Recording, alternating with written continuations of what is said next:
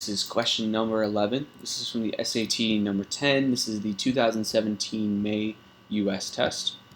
And let's jump in. So the question says the main purpose of the passage is to do something. So this is the first question that's pretty much out of the gate, first question after the passage, and it's a big picture question, which means to solve it, we sort of have to have a more general understanding and comprehension of what the passage is doing. And if you're struggling with the passage, I know that the language on this is a little bit hard.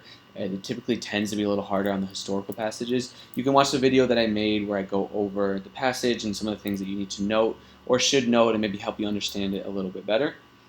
But let's jump in here. So we need to find the main purpose of the passage. And the way that I would typically do this for a question would be to look at this introductory blurb up here, and then also to look at the introductory paragraph, because usually between the two of these, you should be able to figure out what the purpose of the passage is.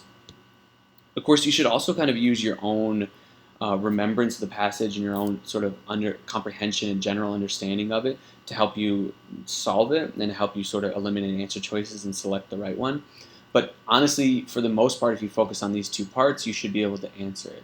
This question, however, requires us to know, I think, a little bit deeper than just those two moments. So it's going to help to have an even deeper comprehension for this question here. But let's try what we would do anyway. So main purpose of the passage. First thing I'm going to do is go up here, and I'm going to read what is the title of this. And this basically says the title is A Letter to the Women of England on the Injustice of Mental Subordination. So maybe without any of the context of the passage, it could be difficult to understand what this title means. But I think if we get a general sense of the fact that she's kind of complaining about the position of women in society and basically pointing out a lot of the things that are wrong with the way society treats women and a lot of the conditions that women face, then this makes a little more sense here, where basically she's making a case that there is a mental subordination, which is sort of like basically to subordinate is to put down, to dominate, to almost enslave, maybe not to that same degree, but sort of that same idea. So it's this sort of mental subordination where women are having their minds sort of subordinated. They're not at liberty to do or think the things that they want. So that's sort of the first instance of what this passage is about. Then we have this paragraph here, and let's sort of break down what's going on in this paragraph. So it starts by saying, woman is destined to pursue no path in which she does not find an enemy. So it's basically like, she's, what is that expression? You're damned if you do and damned if you don't.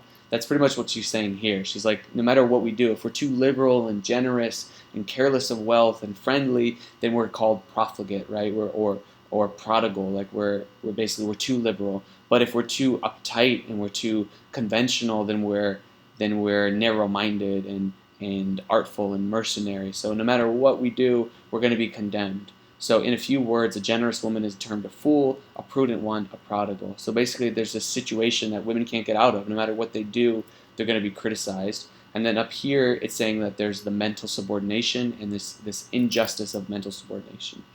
And then what we should remember is just going forward, she talks about the education of women, basically how they're not educated to the full extent. They're given like a little taste of it, but not allowed to sort of partake of everything that's there.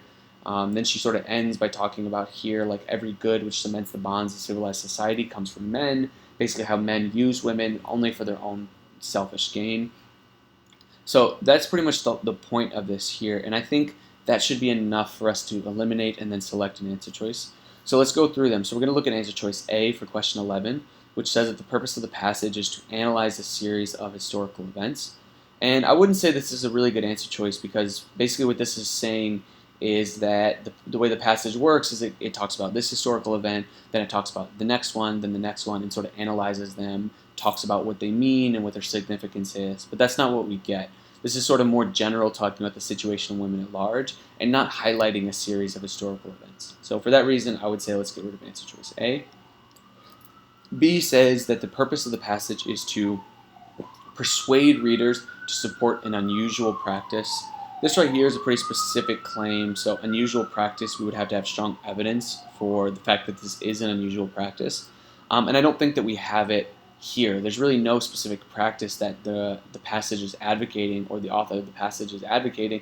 She's just sort of making her case about why this situation and the conditions of women in the current society are unjust, but not really advocating or supporting any sort of unusual practice. So let's get rid of B. C said that the purpose of the passage is to alert readers to an urgent societal problem.